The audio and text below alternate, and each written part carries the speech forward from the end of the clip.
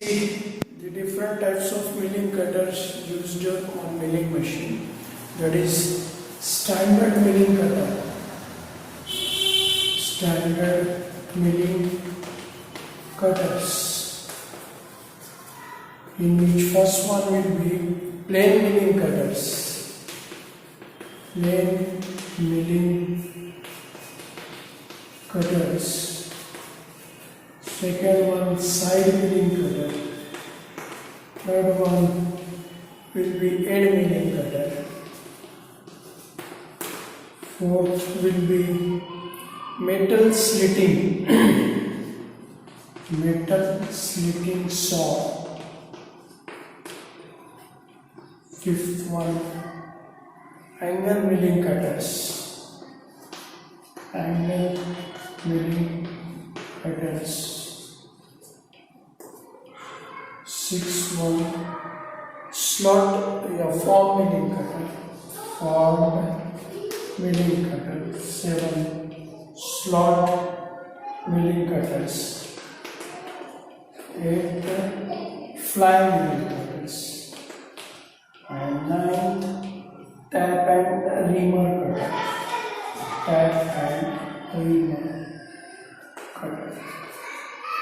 So these are the milling cutters used on milling machines. Now we will see one by one and what are the figure of milling cutters. The first one is milling cutter. As the name suggests, plain. Suppose this is the front view of milling cutter. This hole and cleavage and teeth. Milling cutter teeth are parallel to the axis of the milling cutter, and obviously it is cylindrical shape. It may be teeth are parallel or teeth are maybe helical. So cylindrical teeth are on cylindrical surface. A cylinder circumference of the cutter. Second one, this is used for cutting the flat surfaces. Flat surfaces. Third, size. According to size, it may be light duty and heavy duty milling cutter. This is the simple plain milling cutter. It is also called as slab milling cutter. Teeth are on the circumference or on the periphery of the cylinder, used for cutting the flat surfaces. Suppose this is the flat surface, so this flat surface can be cut by means of slab milling cutter or plain milling cutter. According to the application, it may be light duty and heavy duty. Now second one will be second type of milling cutter is side milling cutter. In side milling cutters, the cutting edges on the periphery of the cylindrical surface as well as side of the cutter. The teeth may be parallel to the axis of the milling cutter or helical one. Helical one means like this. Suppose this is milling cutter, the teeth will be helical shape. Something like this. So helical shape, and as the name suggests, side milling cutter, it is used for removing the material from sides as well as, just for example, this is Tslot and you want to make this Tslot. So what you will do, we will use two side milling cutters, and milling cutters cutting the surface of the slot as well as side of the slot. That's why it is called as side milling cutters. It is further classified as plain milling cutter. Plain milling cutter means the teeth are parallel to the axis of the milling cutter. Helical milling cutter means the teeth are at an angle of at an angle to the axis of the milling cutter. It may be half side milling cutter. Half side milling cutter means only one side is used for cutting the side and another side is a blank one. So only one side can be used for cutting the side of the workpiece. So you can say half side milling cutter. Then staggered teeth. Staggered teeth means random teeth like this, something like that. So this type of cutter is called as staggered teeth milling cutter and interlock teeth milling cutter. So side milling cutter can be further classified as half side milling cutter, plain side milling cutter, staggered teeth milling cutter and interlock milling cutters. Now next we will see end milling cutter. So end milling cutter, as the name suggests, end. So end milling cutter.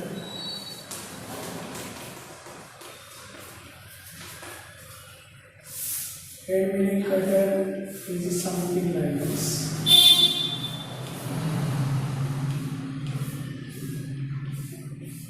Teeth are on the end, that's why it is called as end milling cutter. And the periphery is like what you call it is just like drill machine.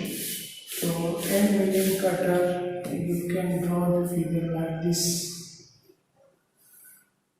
This is the parallel teeth. So teeth are provided on the ends, and the upper part of the shank is like a drill. It is used for making slots, and